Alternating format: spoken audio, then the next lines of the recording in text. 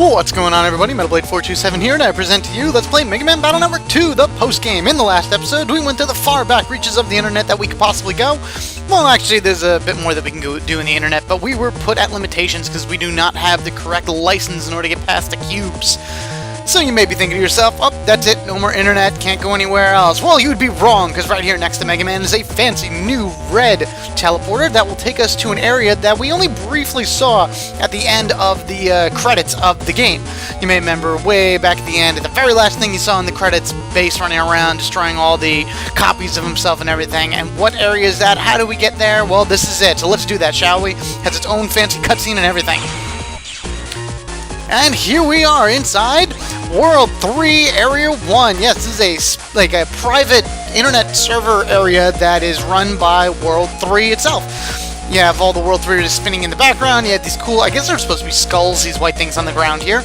But I like this area. This is a really cool area. It's nice and bright. There's a lot of new things in this area. And also, there are new enemies for us to encounter, new things for us to do, and new chips for us to collect. There's also like traps around this area that you have to watch out for. Well, and before we run into the traps and everything, might as well run forward and check out some new enemies. First off, in the back there, that is a Brushman 2, 100 HP. He doesn't do any damage to you or anything like that, but like all the other Brushmen, he will jump around and put lava panels or poison panels on your side and make holy panels on his, which will half damage. The other guy down there is part of a series of 4 guys. This one is a Scuttler. There's Scud, Scuttles, Scutzers, blah blah blah. There's 4 of them, each one a different elemental property. This one happens to be Electype, as you can tell by him being yellow. 200 HP, will do 100 damage with his electric attack, and all 4 of them will drop the Life Aura 1 chip, which is what he has on right now. Any damage you do to him less than 100 will be completely nullified. Therefore, you can't beat him like that. You have to be able to hit him with something over 100 to drop the aura, and then you can start picking him off little by little in his health-wise. So let's do this. We'll throw up Fast Gauge. We will throw out an Invisible, and Heatman, I probably should have took a step forward because he has a very limited range. I'm just hitting the button too much. Oh, run up that. Come on down here. Come on down here. Down, down, down, down, down, down. Oh, stupid electricity. Okay, electricity that he sends out at me, for every step I take, it will hit me and do damage. So that may be a little problematic. So why don't we send out Roll right here, and I'm going to attempt to try to run away from that electrical bolt and not take too much damage. Though I may not. Oh, okay, good. Oh, run away. Hey, hey, stupid Brushman, get back here. None of that now. Oh, good. Hit him right there. Nice. Perfect. Anywho, Buster ranking 6, 500 Zenny. Good for us. As I was saying, as you run around the World 3 areas, you're going to run into various, I'm going to say traps, you can call them mini-bosses, things along that ways. I would highly recommend you coming into the World 3 area with program advances, specifically the Life Sword 3. Because you can't see where these things are, and granted they are in preset locations, so if you find a map online, it'll generally be able to help you get around easily, but otherwise that, you could run forward and run into this. These are Protectos, 200 HP each. Once they drop down from 10 to 0, they will explode, do about 300 damage to you, and then they will continue the countdown again. Basically, what you have to do is you need to destroy all of the Protectos on the field in one shot. You need some type of large screen nuke type ability to take them all down in one shot. Otherwise that, if you're going to be doing damage to them, they're just going to reset themselves. See, I can shoot him, or I can charge my Buster. As you can see, he just keeps regenerating his health over and over and over again.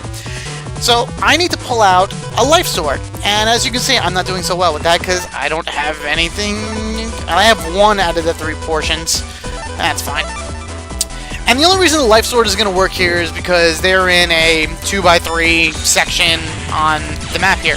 I would advise having other type of program advances like the Time Bomb or the Big Bomb or something like that that hits the entire area, because there are other Protectos out there with different formations, and those are not as nicely set up as this one is. As you see, 1, 2, 3 here, easy enough. Let's go invisible again. Maybe I'll have a Life Sword. Nope, nope. I have 2 and 2. Of course not. Of course. Why would they make it easy for me to get a Life Sword? I only need 1, so I'm gonna take these. And just let it go from there. I don't even know if my invisible ran out. Yep, it did. Ouch. Anywho. Fire Aqua Elec. Let's just take a step forward, take a swing, and take him down. So, again, you need to take them all out at the same time. Even if you do 200 damage to one of them, it'll automatically regenerate back to full health, so you need to do that. So if they were on all 3 levels, you would need to be able to hit all 3, and the Life Sword just isn't capable of doing that, so a Time Bomb would be the way to go. Security cube here that we can open up with the S license. That will bring us to the back to this fancy red teleporter. Same thing as before, the fancy, I gotta stop using the word fancy, nifty, I like that one, teleporter will bring us to Den Area 1, to this little island that we've been seeing since the beginning of the game and wondering how did we get here. Purple mystery data, go into our subchips, unlock her up, and we find that it's the army data. The army data is what you need as a prerequisite in order to be able to get the double S license, which we are going to be getting in the next episode. In this one, we're just going to continue to run around the World 3 area here, check out any of the new stuff that we find, like this net dealer here. He doesn't have anything really big, no like HP memory ups or anything like that, because we already have them, but he does sell some good chips. Very expensive, as you can see. And if you can get where that reference is from. He has Trident Ease, Tornadoes, which is pretty much what our Buster Charge Shot is. The mines are very good if you're running an S folder. I may run an S folder later, just because the mines are good, and there's Shadow Man is a great summons, and he has his own program advance and good stuff like that. The front sensor I may buy in order to throw into this folder. Basically, it points straight ahead, and as soon as something comes in front of it, it blows up for 100 damage. Double sensor does the same thing by a diagonal. Bubble Wrap is a bubble that goes around you that when popped will automatically regenerate. And the Godstone is the mega chip of his set. Will drop rocks in random places, a la Stone Man from Mega Man Battle Network 1. That battle was between 2 Spooky 3s and a B-Tank 3.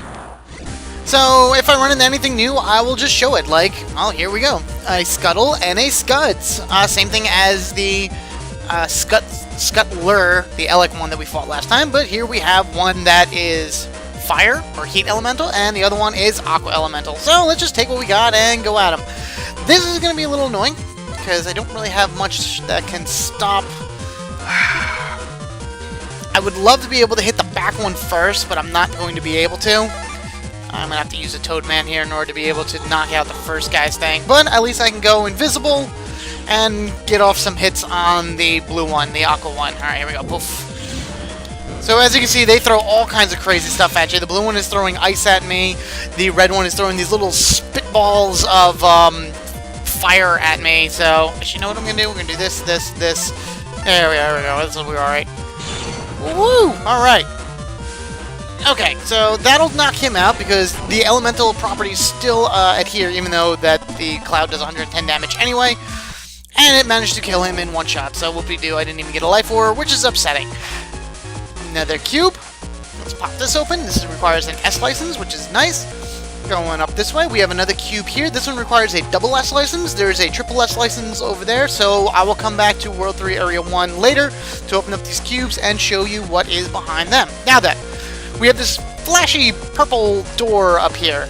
You can come into World 3 Area 1 before you get to the end of the game. It is possible, but this is where it's going to stop you. This door has a prerequisite of you beating the game before it opens. The other 2 areas have the same doors that have different, like, needs or requirements in order to open them, but I'll deal with them when I get to them. But until then, we can pop this door open. You who are strong, come forward. The door is opening. Who are you who have disturbed my slumber? Who's there? I am Pharohman, protector of this land. You have trespassed and defiled this sacred place, and you will pay with your lives.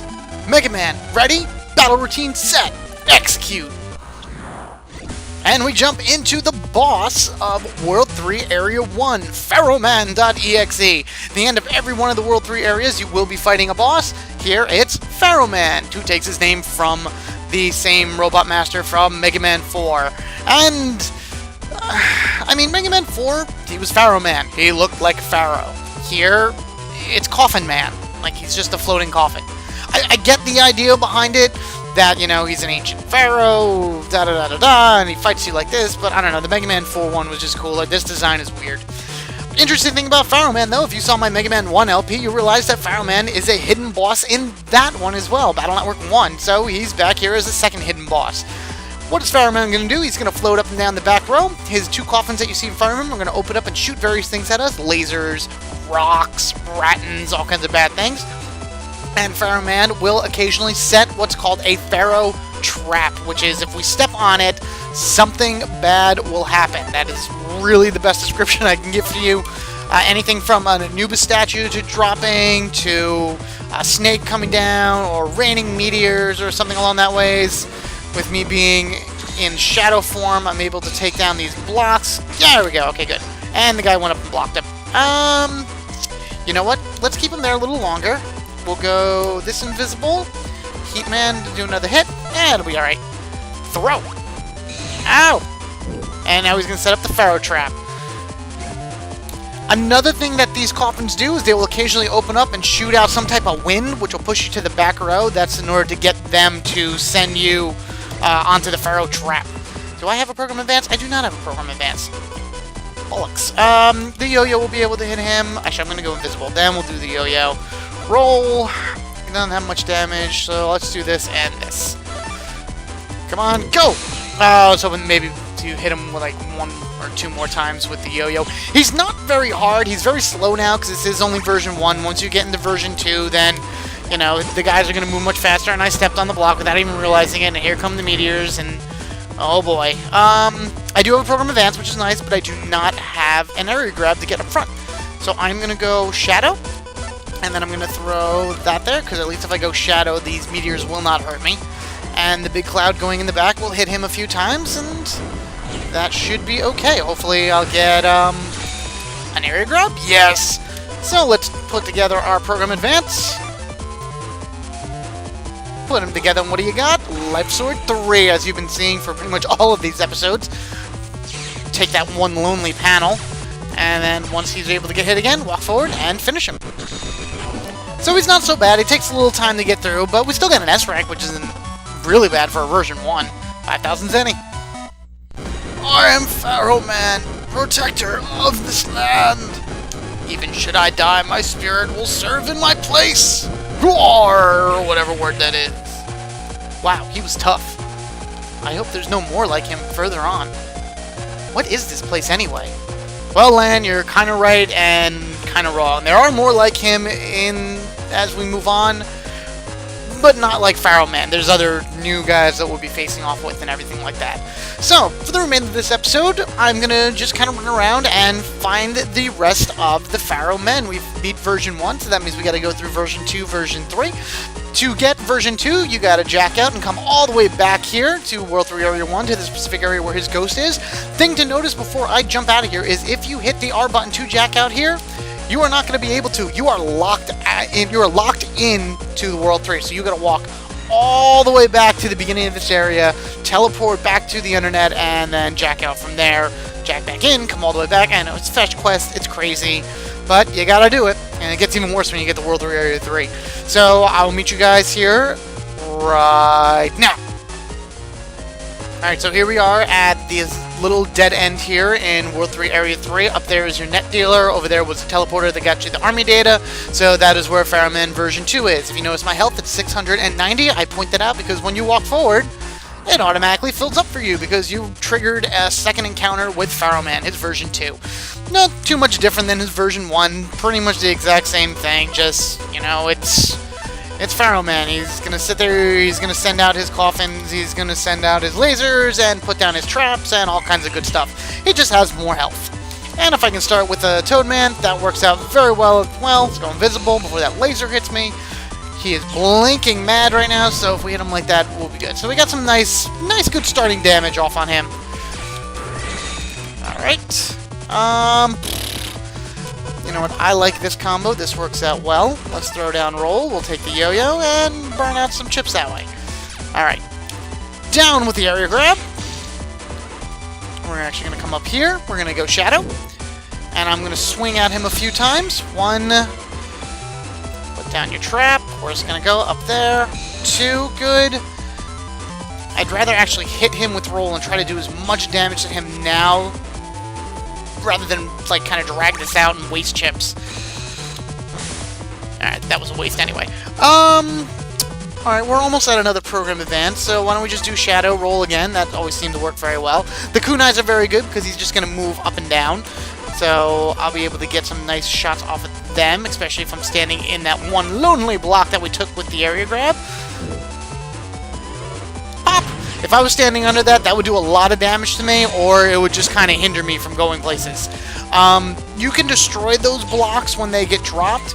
You just got to be quick about it because he's going to take advantage of those blocks there and really... I don't know why I did that. That hurt. There we are. Ow. Alright, I'm taking a lot of unnecessary damage here.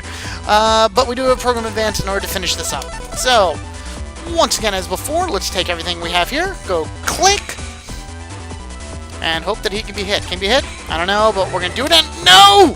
No, you jerk! Oh, man! Oh, man. Oh, darn. Alright. No. This is not working out for me whatsoever now, is it? Probably because I was really bad in terms of hitting him. Alright, let's take the area. Invisible. This'll work, actually. Alright, we'll throw this. I can hit him. There we are. Because at least throwing this will stun him there. Ah! Now I can't move. Jerks. Alright, throw in the big cloud. Maybe the big cloud will hit him a few times and then actually kill him. Come on, 2!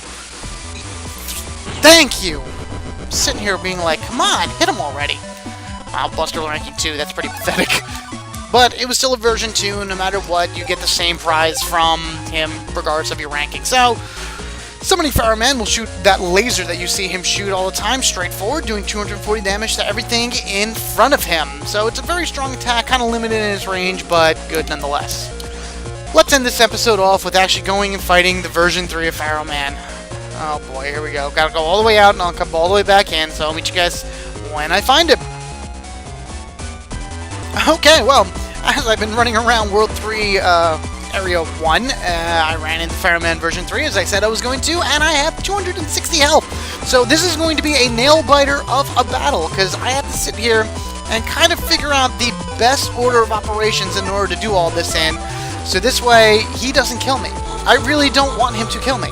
So the big cloud will go out, be able to do some nice quick damage there, as I sit and attempt to avoid his, coffins and anything else he throws at me.